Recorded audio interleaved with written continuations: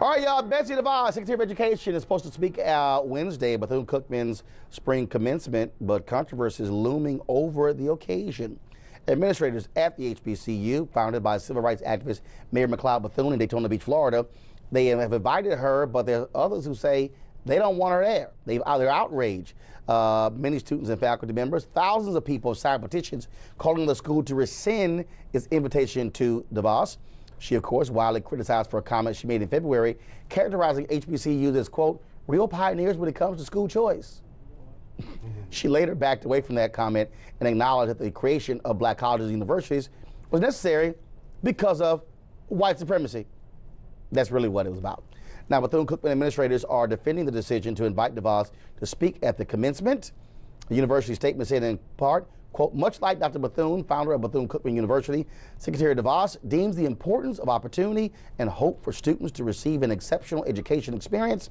Her mission to empower parents and students resonates with the history and legacy of Dr. Bethune. But the president of the NAACP's Florida State Conference is now calling on Bethune-Cookman's president, Dr. Edison Jackson, and his chairman of the board, Dr. Joe Petrock, to resign. In a statement, Adora Obenawizi said, quote, multiple allegations have surfaced, including faculty intimidation, demanding their silence or risk termination, and threats to students by potentially withholding earned degrees and fines for freedom of expression.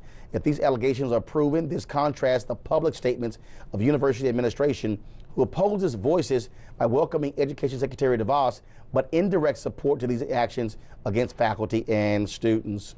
Joining me now via Skype from Daytona Beach, Florida, are sisters Tyler and Taylor Durant. They're graduating Bethune-Cookman tomorrow and among the thousands who have expressed anger over DeVos being the commencement speaker. All right, then. So I want to go to both of you. First and foremost, she's going to speak. They're not going to rescind. Do students plan any sort of action, let's say turn their seats around, hold up a black power fist while she's speaking? What's going to happen? Well, we enjoy the element of surprise. So it's going to be a great day. It's going to be a really good day to celebrate not only our celebration, our graduation, but to definitely put boots on the ground and turn our pain into power. So it's definitely going to be a great day to be there. Look, I've done 14 different commencements for colleges and universities. Just did Philander Smith on Saturday. I enjoy commencements, and I'm sure other students are upset that this is taking away from what is the day for the graduates. Yes, we are. Honestly, we're outraged. Over the past week and a half, it's just turned into the secretary's coming. The secretary's going to do this. The secretary's going to say this. And what will she say? And how will we react? And in the end, we have forgotten that this is a day where we were celebrating the fact that we've matriculated over 4 years at this institution. We've paid our dues to this institution. We enjoy the legacy of this institution. So we were supposed to celebrate tomorrow with our friends and family. And instead, we have been overshadowed by this controversial political figure.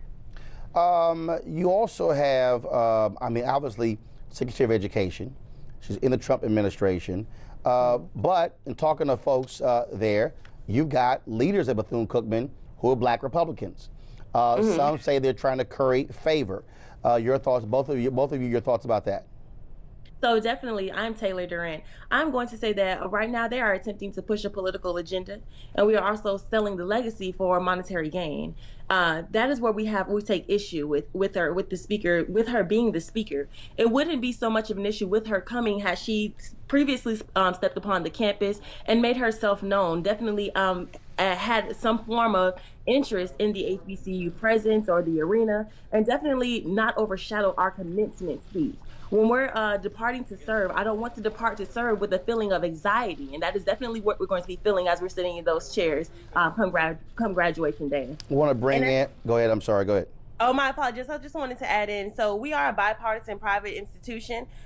We do have Republican leaders, and that just shows that yes, we're open to dialogue and all of these things that people want to consume that we're not open to Republicans being at our institution. We are spearheaded by Republicans, but we're a bipartisan institution, and this is what happens when you pander. And you can't pander and placate to both sides. You're supposed to be celebrating your students, because although we take bits and pieces of what Dr. Bethune said, she also said, I leave your responsibility to young people. So the young people who were so worthy to be first place winners at the Presidential Academic Research Contest and to be Dean's List recipients and go to George Washington on the behalf of Bethune-Cookman University, now I was not so worthy to be included in my own commencement speaker.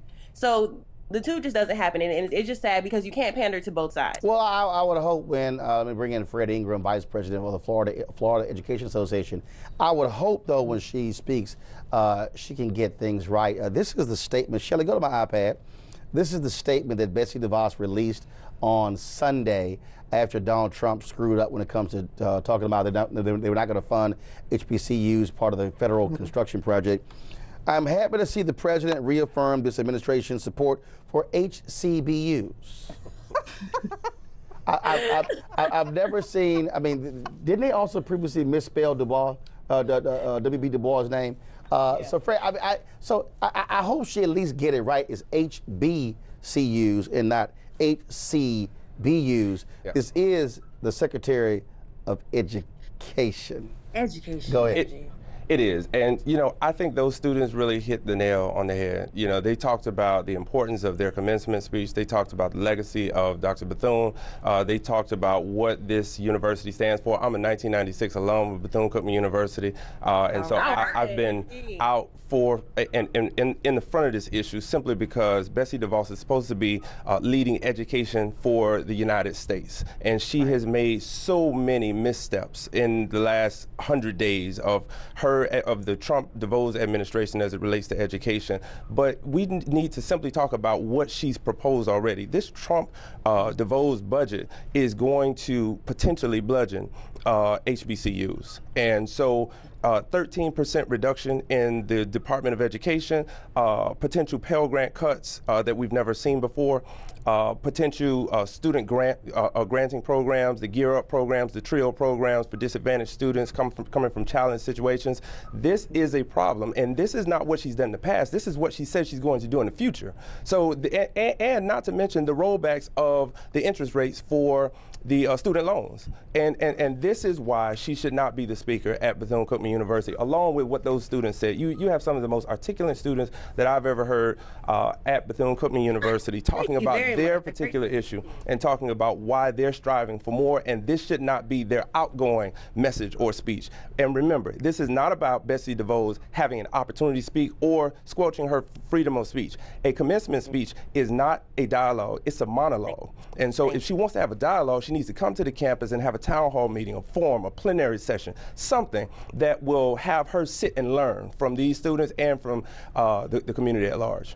And I would also appreciate if it wasn't after my graduation. This could have been done months prior to my graduation as well. We've had plenty of events like March to the Polls and all of these great things that I would have loved just her as an educator, or I mean no previous education experience, but so her as just coming down, knowing that you're going to be appointed to this position, come down as someone who's truly interested in the legacy of HBCUs and the history and what we have to offer before you come and give my commencement address. All right, Taylor Durant, we appreciate it. Thanks a lot. Fred, thanks a bunch. Thank you. This is like SmackDown Tuesday. It sure is. Yeah. I'm loving it. Yeah, it's interesting. I'll just say, I went to an HBCU where the year before I graduated, George Bush was asked to be the speaker, and he was protested against. George W. Bush or H.W. Bush? Daddy. George H.W. Bush. Yes, okay. He was the commencement speaker. Our graduates actually stood up and turned around and had their backs to him during their speech. Some people actually didn't get degrees for several years thereafter because of their protests. But what I do think, though, is that sometimes you have to have, the conversation. You already got it. They didn't get the sheet of paper. They didn't get the sheet of paper. Whatever. But I do think they have to be included in the conversation. I think you can't just be in an insulated environment where you just can't entertain other ideas. Brandon? They definitely have the right to protest. I hope they do, express their freedom of speech. But like you're saying, I went to HBCU as well, graduated from one. I wasn't happy about my commencement speakers either. They always pick commencement speakers and never involve the students. But to your point, you're talking about the budget for Not always. Students have played a role now. All right, maybe not schools I went to, I don't know. Yeah, but anyways, to your point about the budget, I forgot. I'm just saying. Cut is a 13% drop. And they remember when it comes to HBCU, just letting you know. I wish you were there for us. But he protected HBCU funding as far as programs. You said there may be potential. No, he didn't. Yes, there is not the same amount that was spent last year. You're talking about the potential. He meant in his remarks, potential cuts. There have been no cuts in his budget release so far. Because it's taken too long to get their budget approved, and so they sustained it, but not because his proposed budget is cutting it. Her first time coming to speak, she picks the HBCU. So even the president of Bethune-Cookman said in his op-ed, the last line, and you said it's not a dialogue, he said that a dialogue is two-way streets. And he hopes that Secretary DeVos comes to campus and learns of the values so that they can continue to advocate for protection of HBCUs. And Shelly, go to my iPad. All I want her to do is to get it right. I don't think she will. HBCU. Yes, horrible type. Not horrible typo. A peaceful protest turned deadly. 37-year-old black man was shot and killed by Baton Rouge police. His hands are in the air, and you still get shot by the cops. Oh my God, please don't tell me he's dead. We're not gonna let hate define us. Race is a big part of this. If truly all lives matter, then all lives need to matter equally. What we require is action. What we require is accountability. We understand that black lives do matter, and we will keep focused on this issue. NewsOne Now, every weekday morning at 7 on TV1.